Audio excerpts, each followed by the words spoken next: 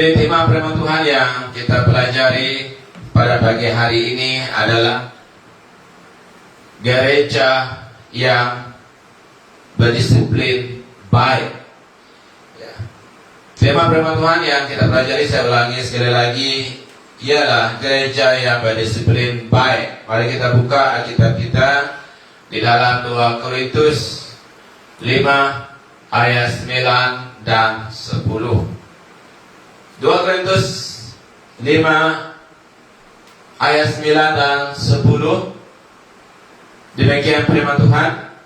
Sebab itu juga kami berusaha, baik kami diam di dalam tubuh ini maupun kami diam di luarnya, supaya kami berkenan kepadanya.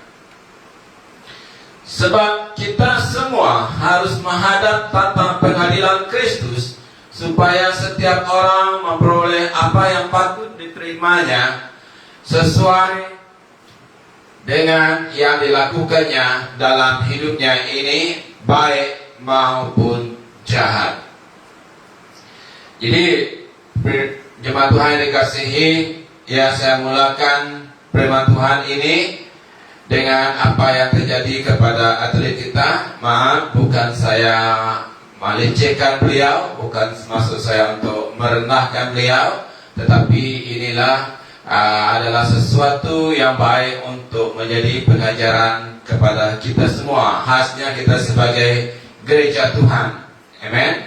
Jadi Paralimpik Tokyo baru saja berakhir, ya, beberapa minggu lalu, di mana ya pada mulanya kita begitu gembira sebab ya seorang dari atlet kita ya dapat meraih pingat emas.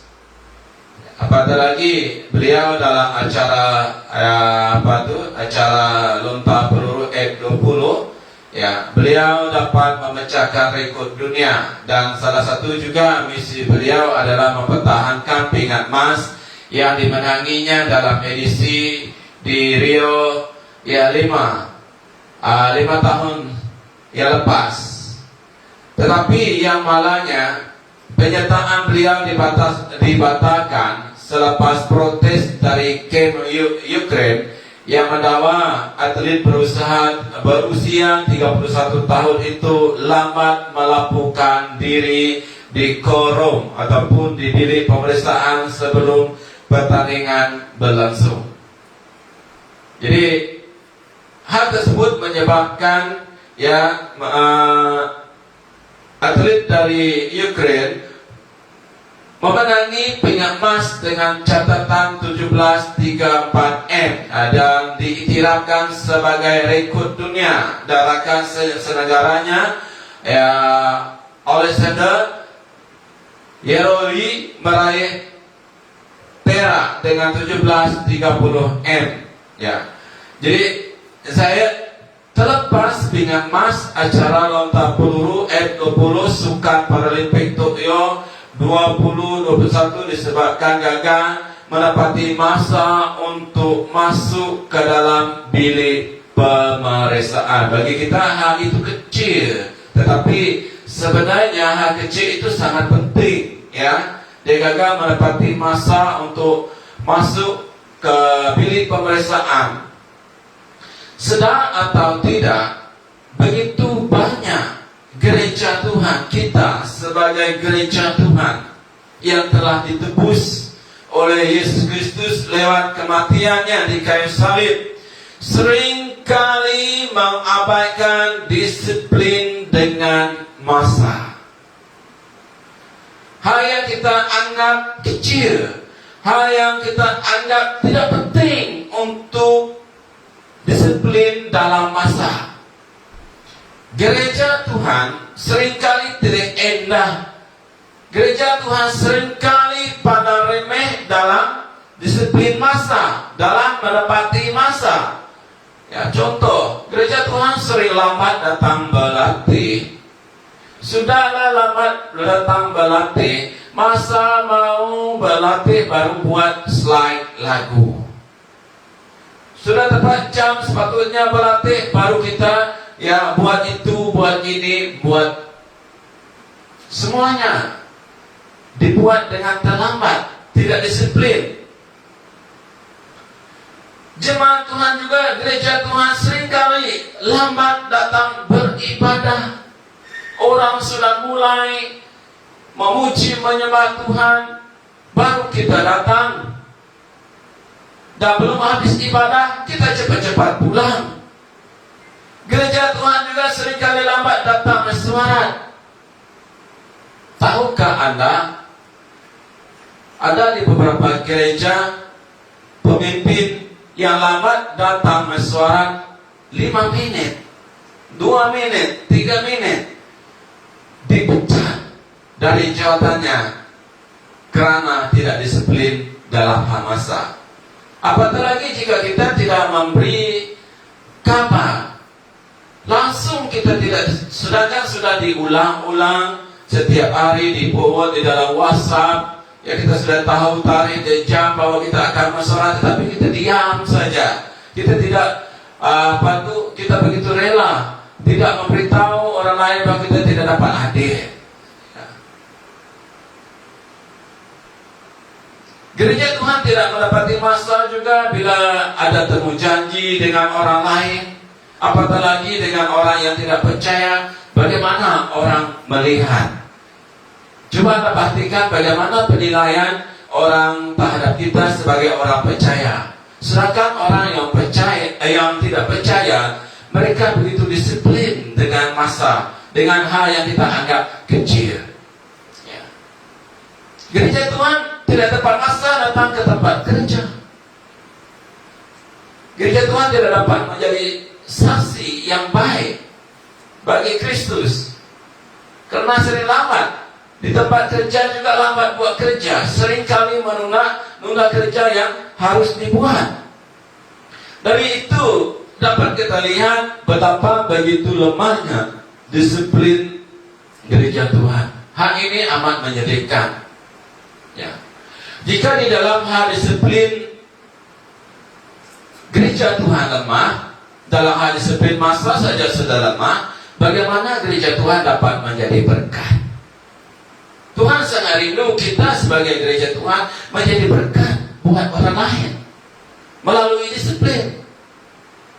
Bagaimana gereja Tuhan dapat menjadi garam jika dengan gereja sendiri juga kita tidak disiplin? Bagaimana gereja Tuhan dapat menjadi terang jika gereja Tuhan tidak punya disiplin yang baik? Mana mungkin gereja Tuhan dapat menjadi Kristus, menjadi saksi Kristus? Mana mungkin gereja Tuhan dapat menjadi berkat buat bangsa dan negara? Jadi sebagai gereja Tuhan yang telah ditebus Yesus dengan harga yang mahal di kayu salib, Yesus menyerahkan hidupnya.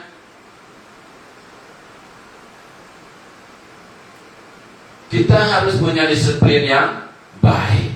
Sebab itulah sebagai gereja Tuhan kita sering diajar dengan kebenaran firman Tuhan.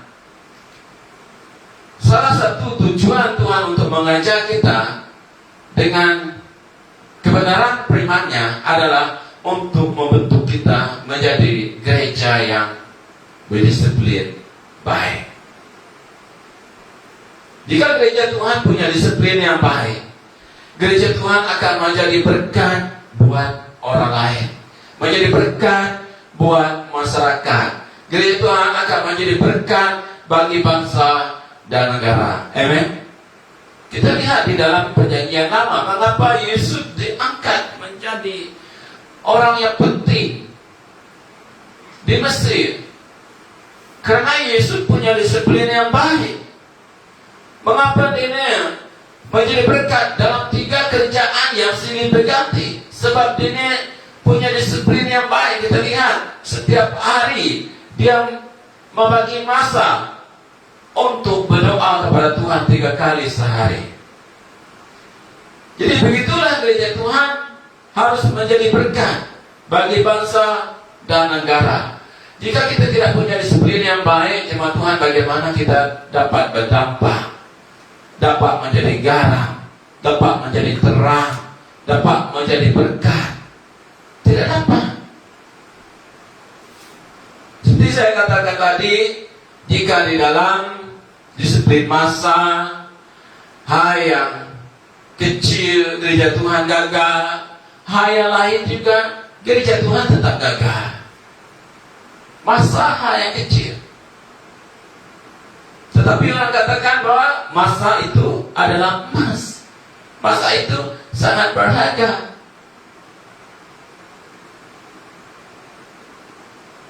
Jika gereja Tuhan gagal di dalam disiplin masa, bukan saja gereja Tuhan tidak dapat menjadi berkat buat bangsa dan negara, tidak mustahil juga pinggan emas gereja Tuhan akan terlepas dari genggaman tangan.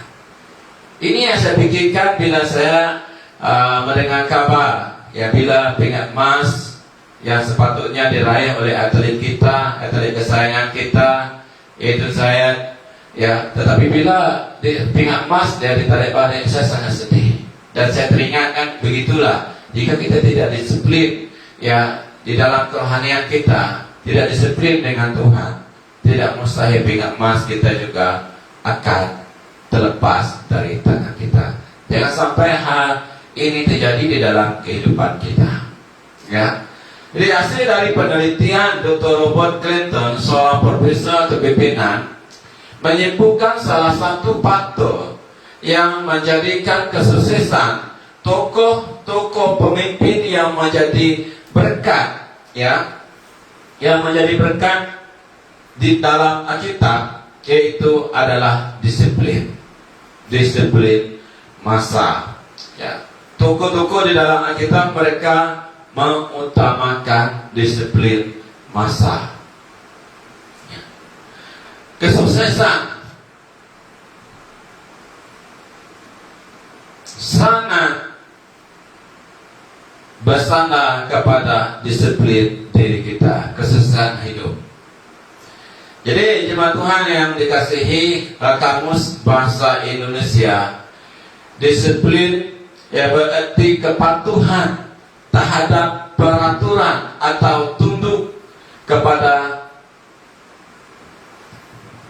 pengawasan, tunduk kepada pengawasan dan pengendalian.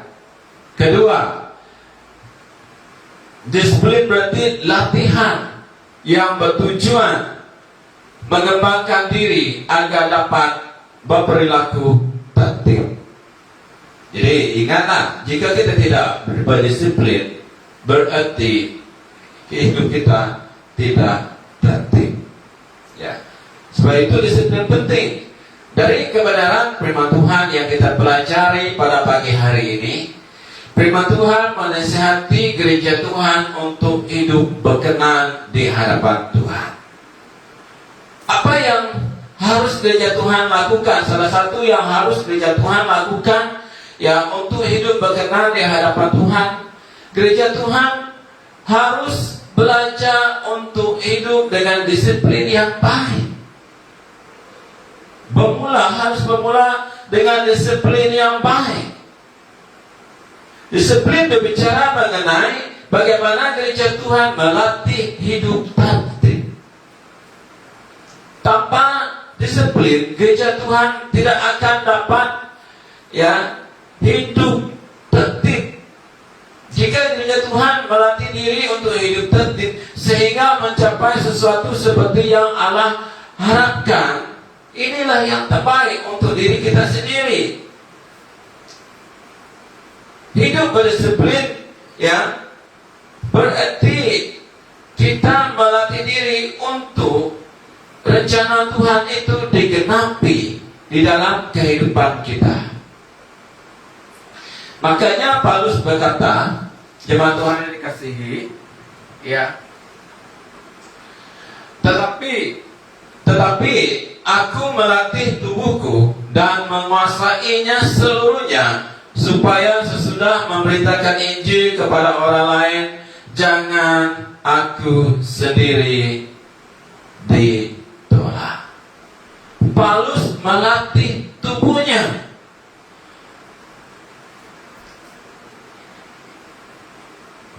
Paulus giat melatih dirinya, menguasai seluruhnya, agar dirinya hidup dengan disiplin yang tinggi. Dan ini yang harus gereja Tuhan lakukan. Gereja Tuhan harus melatih diri. Gereja Tuhan harus sedar, harus ingat bahwa akan tiba saatnya gereja Tuhan akan bertanggung jawab segala sesuatu di hadapan Tuhan. Sebab itu kita perlu disiplin diri kita. Karena seperti saya katakan tadi, ya akan tiba kita akan memberi tanggung jawab tentang diri kita sendiri di hadapan Allah. Roma bagian 14 ayat 12. Ya, demikian setiap orang di antara kita akan memberi bertanggung jawab tentang dirinya sendiri kepada Allah. Makanya gereja Tuhan yang dikasihi, kita harus belajar untuk memiliki disiplin yang baik, agar kita sebagai gereja Tuhan tidak ditolak saat menghadap tata pengadilan Kristus. Ya, mengapa? Sebab kita didapati sebagai hamba yang baik dalam disiplin. Jika kita punya disiplin yang baik, kita pasti hidup menyenangkan hati Tuhan, hidup berkenan di hadapan Tuhan. Jadi pada pagi hari ini jemaat Tuhan yang dikasihi, ada 3 area disiplin yang kita pelajari agar kita sebagai gereja Tuhan punya disiplin yang baik, sehingga kita dapat memancarkan kemuliaan Kristus. Hidup kita sentiasa bersinar, bersinar menerangi ahli keluarga kita, bersinar menerangi kehidupan orang yang belum percaya. Orang melihat kesaksian disiplin kita yang baik ini yang akan menjadi magnet menarik orang datang kepada Kristus. Dan yang pertama,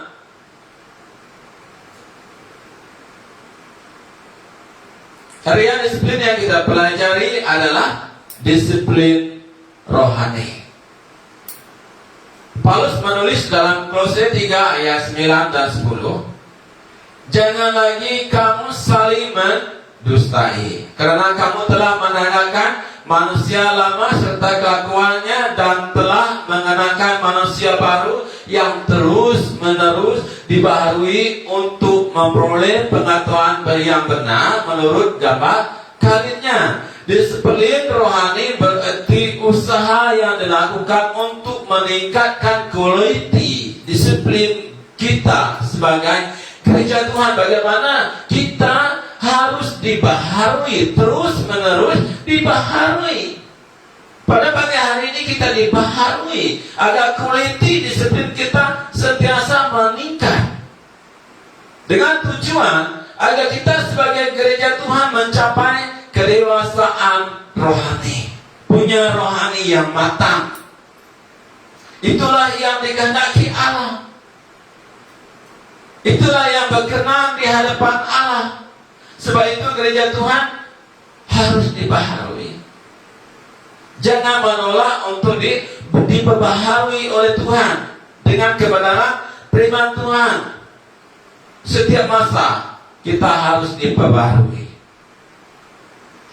Dan yang kedua,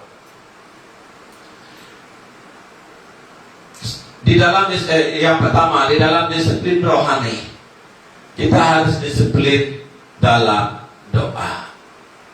Makanya Paulus menasihatkan kita dengan ringkas saja 2 patah perkataan. 1 Tesalonika 5 ayat 17, tetaplah berdoa. Keintiman dengan Tuhan dalam doa harus dijaga. Disiplin dengan Tuhan dalam doa harus dijaga. Yang menyedihkan yang sering terjadi kepada gereja Tuhan, bila memerlukan Tuhan baru mau berdoa, bila memerlukan Tuhan dan datang baru kena pastor minta didoa. Ya, ada seorang pastor bercerita kepada saya, pastor, Ya, si anu itu sepasang suami istri bila anaknya sakit minggu lepas, mereka telepon kepada saya minta mendoakan anak mereka. Saya doakan. Tetapi setelah sembuh pesta, ya saya WhatsApp mereka, telepon tidak jawab. Datang hanya ketika memerlukan. Datang berdoa kepada Tuhan, minta itu, minta ini, hanya untuk kepentingan. Tiada kepentingan, tiada berdoa dengan Tuhan. Datang berdoa, itu pun hanya doa makan. Itu pun jika ada. Ya. Jadi jaga disiplin kita di dalam doa. Kita ada mengadakan melalui doa online. Jujur, saya sedih melihat gereja Tuhan tidak mengindahkan menara doa online. Ya. Seorang hamba Tuhan juga sedih bila dia punya jemaat 200 lebih orang, tetapi bila datang di dalam Zoom doa hanya 10 orang. Di mana 200 orang? Kemana perginya? Ini jemaat Tuhan menunjukkan bahwa roh kita telah padam.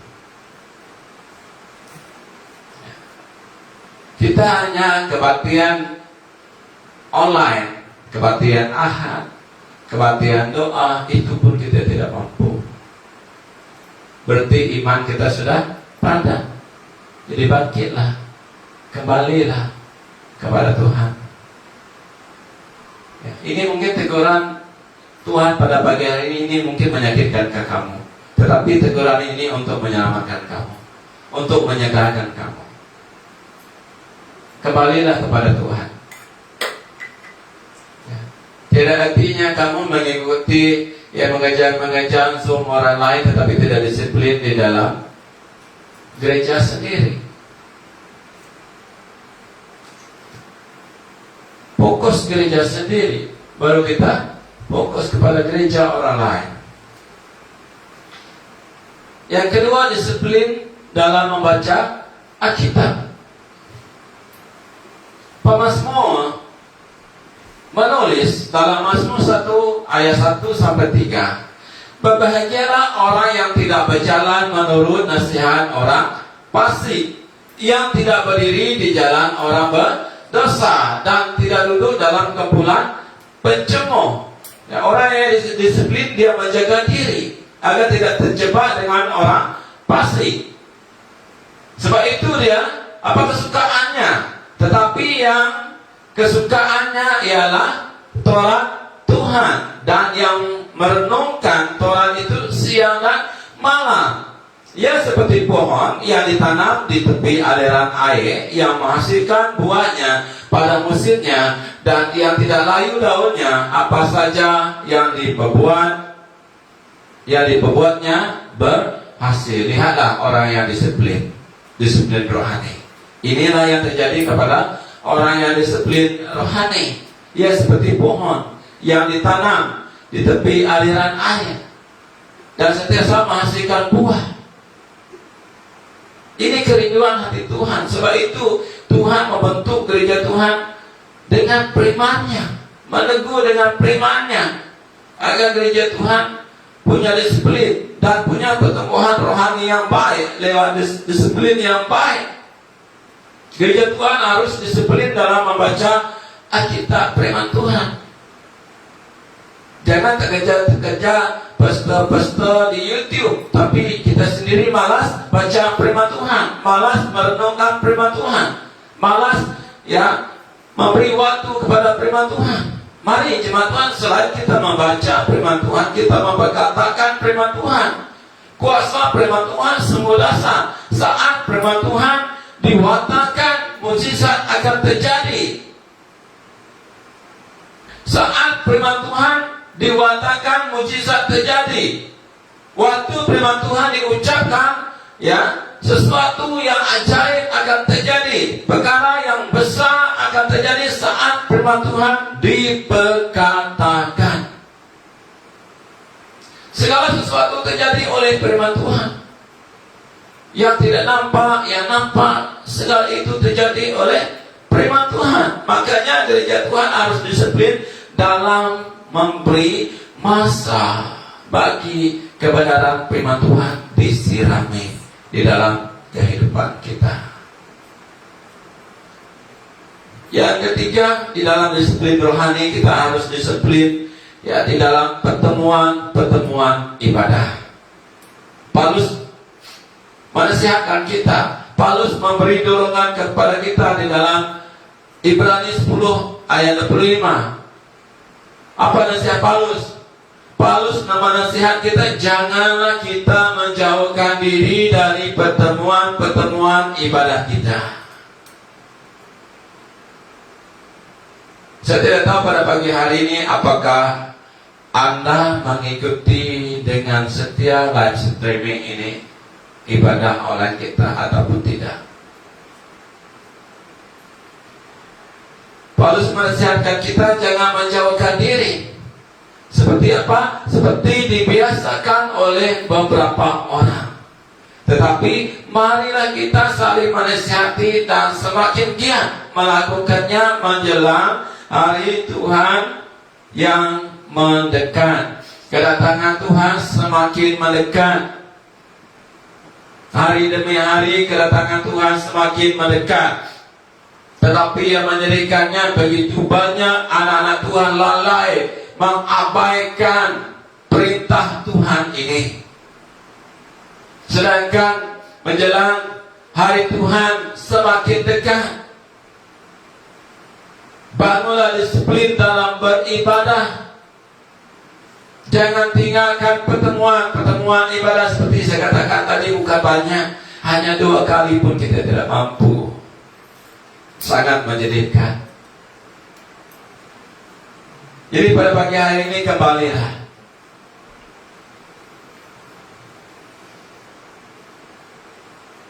Jangan mengabaikan. Sekarang ini kita mengadakan ibadah online. Apakah tadi gereja Tuhan telah disiplin?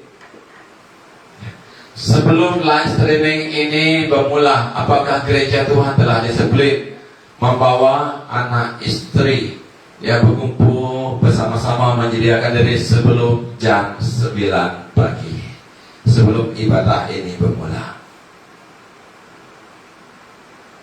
Jangan jam 9 live streaming ibadah kita mulai, gereja Tuhan baru bangun tidur, baru mau mandi ya jam 10:30.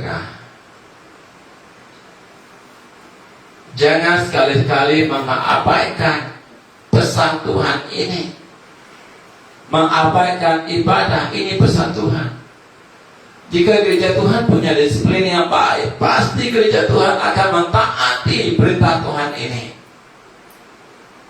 Ya, memang saya tidak melihat bagaimana Anda ketika ibadah ini sedang bermula, apakah Anda fokus di sana atau tidak. Saya tidak melihat, tetapi Tuhan melihat. Ataupun Anda hanya ya online, telepon Anda saja yang mengikuti, laptop Anda saja yang mengikuti ibadah ini, tetapi Anda tidak mengikutinya. Tuhan melihat itu.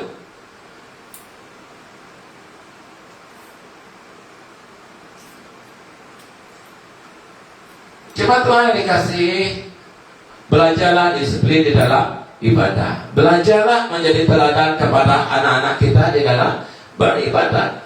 Jika kita gagal menjadi teladan, mengabaikan pesan Tuhan ini, menjauhkan diri dari pertemuan ibadah kita, anak Anda, keluarga Anda di dalam bahaya. Jangan heran bila anak Anda, keluarga Anda jauh dari Tuhan. Dan siapakah yang akan susah nanti jika anak-anak Anda menjauh dari Tuhan? Diri sendiri juga yang susah. Ada seorang ibu, sekarang ini dia sedih, dia melihat anak-anak dia jauh dari Tuhan. Dan dia minta kita mendoakan agar anaknya terbuka pintu hati untuk menerima Tuhan, menjadi Tuhan dan Juru Selamat. Jika ibu ini dulu dia menjadi teladan buat anaknya, membawa anaknya kepada Tuhan, tidak mengabaikan pertemuan ibadah, pasti hal ini tidak akan terjadi. Jadi jangan sampai hal ini terjadi kepada anak-anak Anda. Selain kita menjadi teladan buat anak kita di dalam ibadah kita, ya, bawalah anak sekali duduk bersama-sama kita. Sekarang kita ibadah di rumah, hanya online, di alam, bawa duduk anak cucu, latih mereka dari sekarang, agar mereka punya disiplin yang baik. Selain hidup mereka mengutamakan Tuhan, agar kita sendiri juga yang tidak susah pada suatu hari nanti. Jangan bila sudah kita tua dan mereka sudah besar, mereka jauh dari Tuhan, dan mereka buat itu, buat ini, tidak takut akan Tuhan, kita susah hati. Baru kita mau berdoa, itu sudah terlambat. Mari kita disiplin dalam ibadah kita. Dan nantilah anak-anak kita juga menjadi orang yang berdisiplin dalam ibadah. Bukan menjadi anak yang nakal, bukan menjadi anak yang etim tetapi tiada disiplin. Tetapi bawalah anak kita, bawalah keluarga kita disiplin dalam ibadah. Orang lain melihat, orang akan diberkati. Orang lain melihat, orang sangat bersemangat. Ini menjadi satu dorongan buat orang lain juga. Dalam disiplin rohani juga, firman Tuhan mendorong kita disiplin berbuat, ya, disiplin berbuat baik. Efesus 2:10, karena kita ini buatan Allah, diciptakan dalam Kristus Yesus untuk apa? Untuk melakukan pekerjaan baik yang dipersiapkan Allah sebelumnya. Ia mau supaya kita hidup di dalamnya. Ini satu tujuan kita diselamatkan. Bukan hanya tujuan dosa kita diampuni, bukan hanya tujuan kita diangkat menjadi anak Tuhan, bukan hanya tujuan kita menerima keselamatan kekal dari Tuhan, tetapi satu tujuan Tuhan kita diselamatkan agar kita disiplin dalam berbuat baik.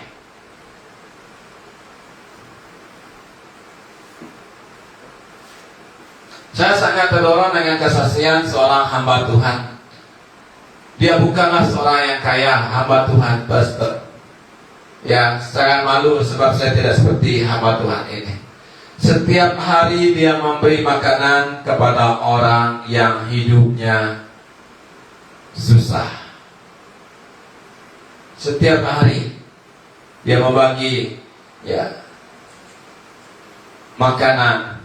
Dia masak setiap hari. Bukanlah lauk yang sedap, tapi itulah yang ada padanya. Apa yang ada padanya, dia beli sayur sedikit, dia beli mie, beli nasi kan, dia masak, ya. Dan setelah selesai dibungkus, dan pergilah dia dengan motosikal menghantar makanan, memberi kepada orang yang memerlukan. Di mana di setiap perjalanan dia melihat orang itu yang memerlukan, dia bagi. Dia memberi dengan jujur, dia berbuat baik dengan jujur. Inilah yang harus gereja Tuhan lakukan. Jadi jemaat Tuhan, 4 pilar disiplin ini yang kita telah pelajari pada pagi hari ini harus kita jaga dan harus menjadi gaya hidup gereja Tuhan. Area kedua, disiplin yang harus kita jaga, yang harus kita lakukan adalah disiplin pikiran kita. Ya, disiplin pikiran pikiran kita. Ini sangat penting.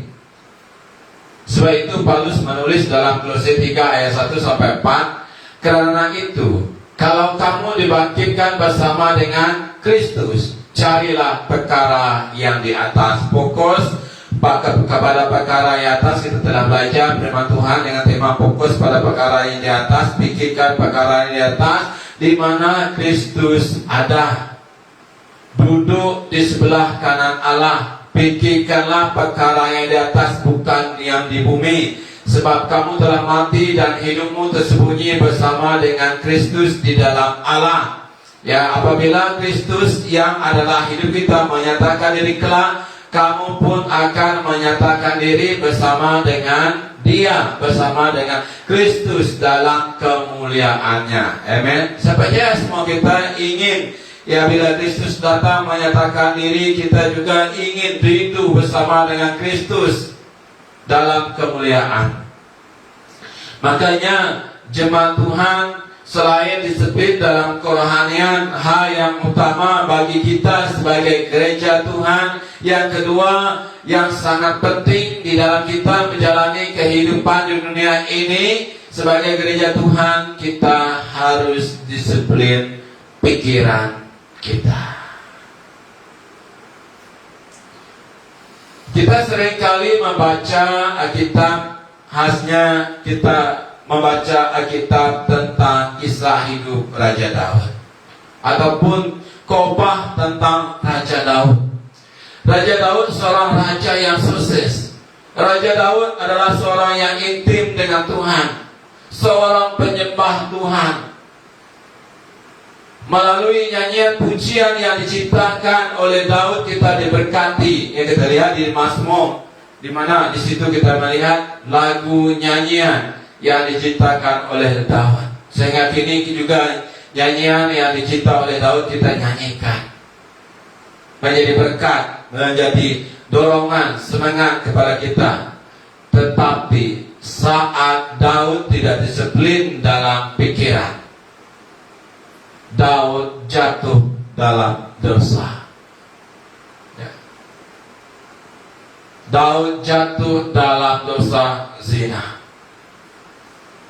Daud gagal disiplin pikiran ketika dia melihat Batseba sedang mandi. Dia bergairah melihat Batseba mandi sebab gagal mengawal pikiran. Memang sebenarnya Daud tidak sengaja mengintip Batseba ketika Batseba sedang mandi. Daud pada saat itu sedang rehat di suntuk istana. Tiba-tiba pandangannya beralih, dia terlihat Batseba sedang mandi, dan dia membiarkan pikiran menguasai dirinya, tidak disiplin. Akibatnya Daud jatuh dalam dosa seks.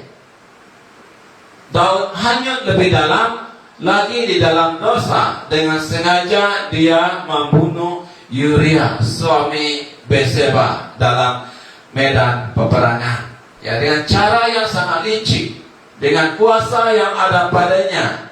Setelah dia tidak dapat mengawal pikirannya, yang terjadi dengan cara yang sangat halus, dia membunuh Uria di dalam medan peperangan. Itulah akibatnya saat kita tidak disiplin pikiran kita.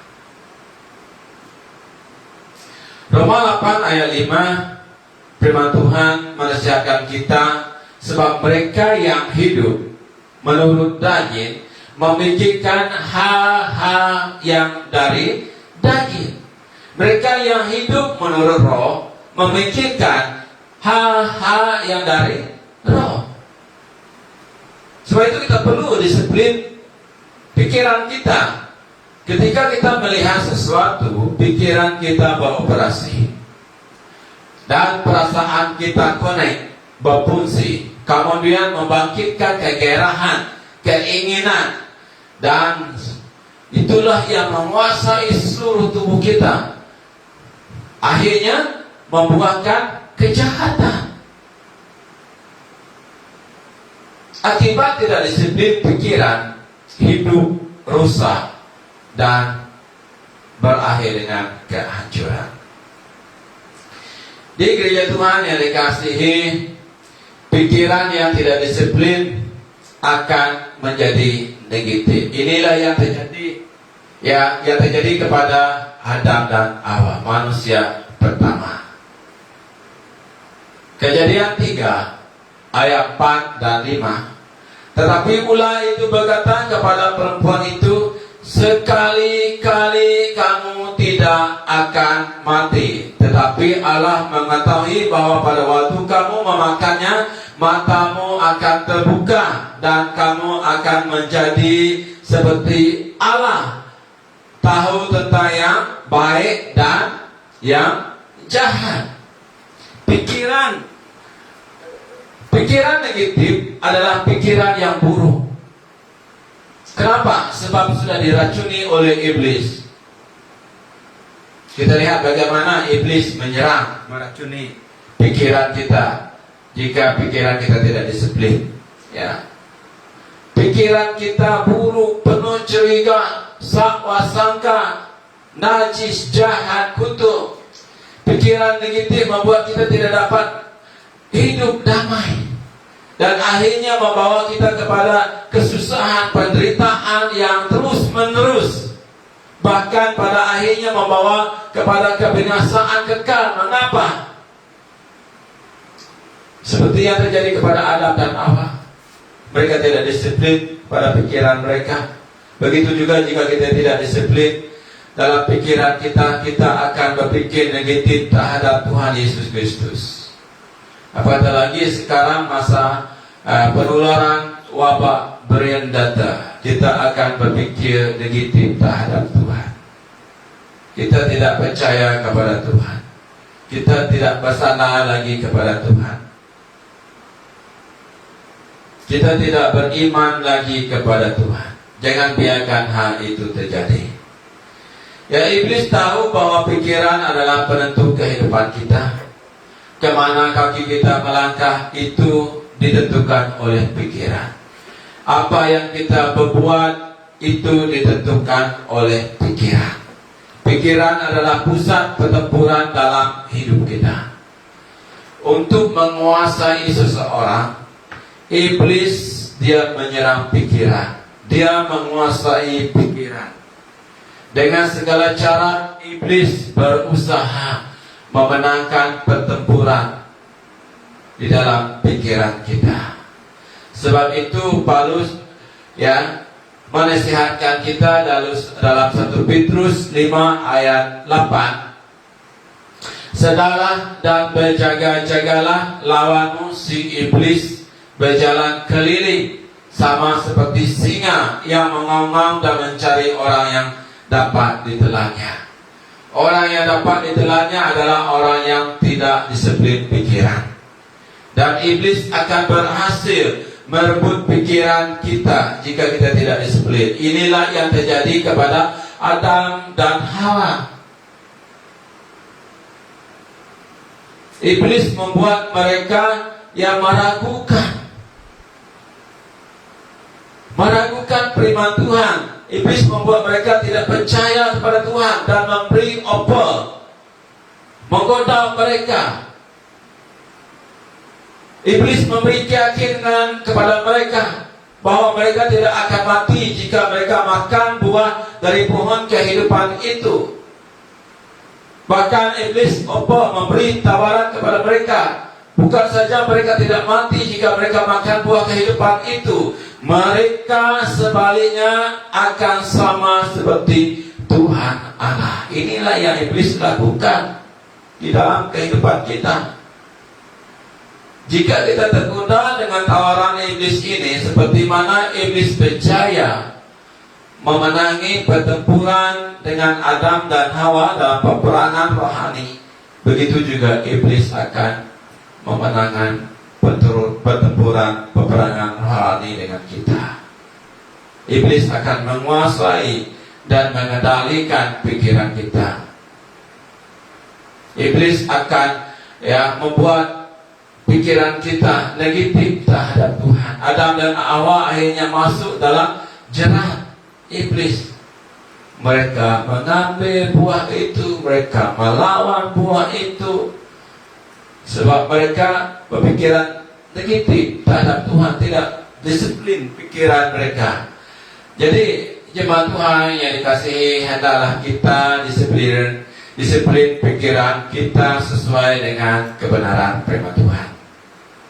Pada pagi hari ini firman Tuhan menasihatkan kita untuk menjaga, mendisiplin pikiran agar tidak tergoda dengan keinginan dunia, dengan umpan dunia, dan tetap mengarahkan pikiran kita kepada perkara-perkara yang di atas, perkara-perkara rohani. Segala sesuatu harus kita arahkan, harus kita fokuskan kepada firman Tuhan. Baca, dengar, renung, dan hayati, dalami ya firman Tuhan, agar ianya meresap, menguasai pikiran kita dan seluruh hidup kita. Maka Paulus dalam Filipi 4 ayat 8, jadi akhirnya saudara-saudara, supaya semua yang benar, semua yang mulia, semua yang adil, semua yang suci, semua yang manis, semua yang sedap didengar, semua yang disebut kebajikan dan patut dipuji, pikirkanlah semua itu. Jaga disiplin supaya pikiran kita tidak memikirkan hal-hal yang negatif. Jadi apa yang harus kita lakukan agar kita tidak memiliki pikiran yang negatif, agar kita disiplin pikiran kita? Ada 3 cara ya yang kita harus lakukan di dalam kita disiplin pikiran kita. Yang pertama, yang di dalam Roma 12 ayat 12. Yang pertama, kita sebagai gereja Tuhan hendaklah bersukacita dalam pengharapan. Ya, minggu lepas kita telah belajar dengan tema ya, aku sentiasa ada pengharapan. Apapun yang terjadi di dalam kehidupan kita, bersukacitalah di dalam pengharapan. Ya, dengan ini kita akan menjaga pikiran kita, kita disiplin pikiran kita, hidup kita ada pengharapan. Jangan biarkan iblis menyerang pikiran kita bahwa hal yang terjadi saat ini di dalam kehidupan kita, kita tidak ada pengharapan lagi. Jangan tertipu dengan serangan iblis, tipu daya iblis. Saya tidak tahu apa yang terjadi di dalam kehidupan Anda saat ini, tetapi firman Tuhan mengajarkan ke kita agar kita disiplin pikiran kita, harus bersukacita dalam pengharapan. Karena di dalam Yesus sentiasa ada pengharapan bagi kita. Pengharapan tidak pernah mengecewakan kita. Yesus Kristus tidak pernah mengecewakan kita. Nyawanya telah diberi, ia mati di kayu salib untuk kita.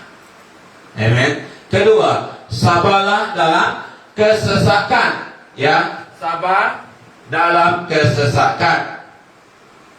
Belajar untuk tetap sabar menghadapi keadaan yang tidak kita ingini, yang tidak kita senangi.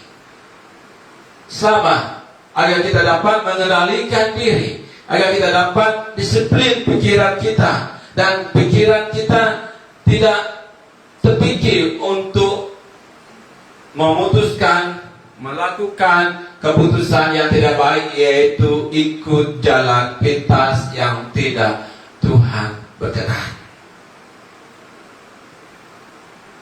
Memang bukan senang untuk sabar ketika menghadapi kesesakan hidup, tetapi saya percaya jika kita mengawali diri kita dengan kesabaran dan Roh Kudus yang ada dalam kita, kita bersandar kepada Roh Kudus, sebagaimana Ayub berjaya berhasil menghadapi kesesakan hidup, kita juga akan berhasil. Bagaimana Paulus berhasil juga menghadapi berbagai kesesakan hidup yang terjadi di dalam dirinya. Kita juga akan berhasil jika kita sabar. Akan tiba waktunya, langit tidak akan mendung, pasti sinar akan menerangi kehidupan kita. Amin. Dan yang terakhir, untuk kita mengawali disiplin pikiran kita adalah bertekun dalam doa. Di dalam kita bertekun dalam doa, kita berdoa, kita berserah kepada Tuhan, mohon kepada Tuhan, minta hikmat kepada Tuhan, minta kebijaksanaan dari Tuhan, minta mata hati yang terang dari Tuhan. Kita bersyukur. Karena apa? Karena kita diberlayakan menghadap Tuhan. Diberlayakan menghadap Tuhan di dalam doa. Kita sendiri dapat berhadapan kepada Tuhan, berkata-kata, meminta kepada Tuhan. Sebab itu Yakobus menegur kita, jika kurang hikmat, minta hikmat. Dari mana minta hikmat? Di dalam berdoa. Maka bertekun dalam doa kita. Jangan berputus asa ketika baru sekali, 2 kali berdoa, kita merasakan tiada jawaban dari Tuhan, maka kita berhenti berdoa. Tapi berdoalah sentiasa. Jangan putus asa dalam berdoa. Jadi jemaat Tuhan yang dikasihi, yang terakhir, area yang terakhir dalam disiplin. Untuk kita menjadi gereja, Tuhan punya disiplin yang baik, yaitu disiplin rohani, disiplin jasmani. 1 Korintus 6 ayat 19 dan 20, Paulus menulis, atau tidak tahukah kamu bahwa tubuhmu adalah bait Roh Kudus yang diam di dalam kamu? Ingatlah, ya, Roh Kudus diam dalam kita. Roh Kudus yang kamu peroleh dari Allah, dan bahwa kamu bukan milik kamu sendiri, sebab kamu telah dibeli dan harganya telah lunas dibayar. Karena itu muliakanlah Allah dengan tubuhmu, dengan tubuh yang Allah berikan kepada kita, dengan kesehatan, dengan kekuatan yang prima Allah anugerahkan kepada kita. Hendaklah kita memuliakan Tuhan. Inilah kerinduan Tuhan, yaitu kita memuliakan Tuhan dari kehidupan kita. Dari mana? Disiplin. Disiplin bagaimana? Disiplin jasmani. Ada 2 hal disiplin penting di dalam disiplin jasmani. Yang pertama, disiplin tubuh. Sebab itu Rasul Paulus tadi mendorong kita untuk kita, ya, memuliakan Tuhan dengan tubuh kita ini. Sebab tubuh kita telah ditebus, telah dibayar dengan harga yang mahal, bukan dengan emas perak, bukan dengan batu permata, tetapi dengan tubuh Yesus Kristus. Kita telah dibeli, dan bukan hanya dibeli, tetapi Roh Allah yang ada di dalam kita. Makanya kita bukan dengan kekuatan kita, tetapi dengan kuasa Roh Kudus kita mampu untuk disiplin tubuh kita. Jaga tubuh agar tetap dalam keadaan sehat. Belajar kita mengatur pola makan kita. Belajar kita mengatur tidur yang cukup. Belajar untuk menjaga tubuh. Ya, memang ini yang sering kita gagah, menjaga tubuh kita. Jadi harus jaga tubuh kita. Sebab tubuh kita bukan milik kita lagi. Tubuh kita adalah milik Kristus yang telah menebus kita di kayu salib.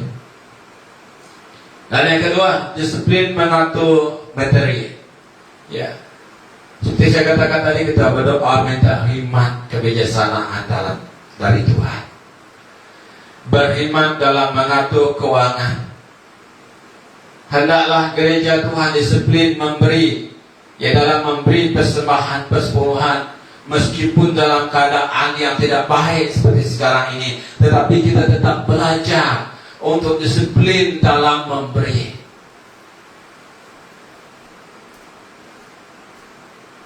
Jangan takut di dalam memberi persembahan persepuluhan. Disiplin taat dan setia memberi bagiannya untuk Tuhan. Yang untuk Tuhan, berilah untuk Tuhan. Yang bagian kita, bagilah untuk kita. Jangan juga kita, kata orang tua, jangan ikan lebih besar dari ruas. Jangan lebih besar pasak dari tiang. Jangan lebih besar yang keluar dari yang masuk. Segala sesuatu harus dirancang agar tidak menjadi beban bagi kita sendiri, agar tidak menjadi masalah untuk kita sendiri jika kita disiplin di dalam mengatur menteri perbelanjaan kita, keuangan kita dan segalanya. Tuhan memberi kebijaksanaan kepada kita untuk mengatur semuanya. Di setiap gereja, Tuhan harus belajar untuk memiliki disiplin yang baik dalam kehidupan jasmani. Disiplin jasmani yang baik akan memberi dampak kepada disiplin rohani. Jika disiplin kita baik, maka kerohanian gereja Tuhan akan bertumbuh dengan baik. Memang kita sadari bahwa umur kita semakin bertambah, meningkat, fisik kita semakin berkurang. Secara natural, kekuatan fisik kita semakin berkurang, tetapi kerohanian kita harus semakin meningkat. Kerohanian kita harus semakin kuat. Kerohanian kita harus semakin kukuh. Maka pastinya jika hal itu terjadi, maka gereja Tuhan akan melayani dengan memberi yang terbaik bagi gereja Tuhan. Jadi gereja Tuhan yang dikasihi, pada hari ini kita telah belajar, kita telah belajar untuk menjadi gereja yang berdisiplin. Gereja Tuhan harus disiplin dalam kerohanian. Gereja Tuhan harus disiplin dalam pikiran.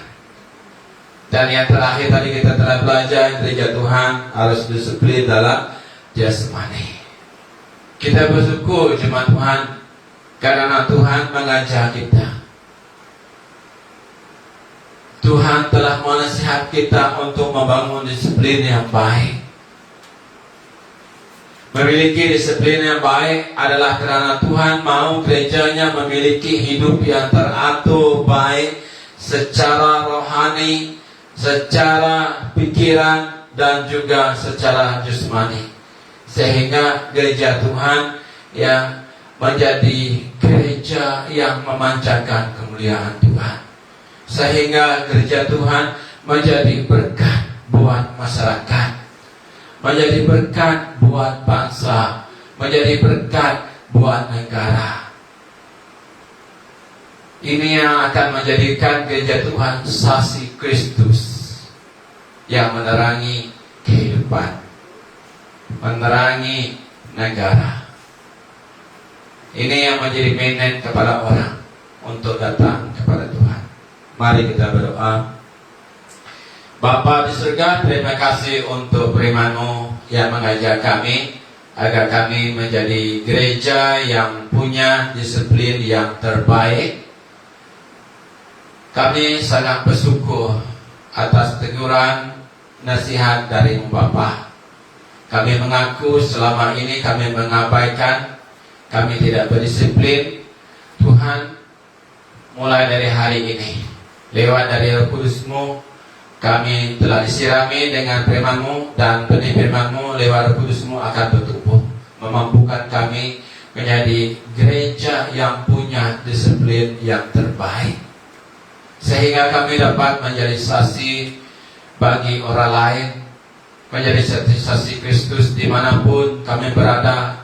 Kami tetap disiplin dalam pekerjaan ini yang akan membuka mata orang yang tidak percaya untuk mengenal Engkau. Karena Engkau nyata di dalam diri kami dalam kehidupan kami lewat disiplin yang kami Tuhan miliki. Terima kasih, berkati jemaat yang saat ini mengalami kelemahan tubuh. Kau berkati Jepri sekeluarga, Cigun Awasan sekeluarga. Kau berkati, beri kekuatan, kesehatan, pulihkan mereka, sembuhkan mereka dengan darah-Mu Bapa. Kami percaya Tuhan, kami jaga kami, mereka akan sembuh saat kami berdoa pada pagi hari ini, di mana ketika Raja Hizkia berdoa minta kesembuhan, dan saat itu juga Engkau berkata kepada Nabi Yesaya untuk kembali kepada Nabi Raja Hizkia, menyatakan bahwa dia sembuh. Begitu juga mereka yang sakit positif akan sembuh. Mereka punya kekuatan yang daripadamu. Antibodi yang Kau berikan adalah antibodi yang sungguh luar biasa. Terima kasih Bapa. Kau berkati semua kami dalam Yesus berdoa dan bersyukur. Amen. Haleluya. Terpuji nama-Mu. Terima kasih jemaat Tuhan dikasihi. Kita bertemu lagi pada masa akan datang.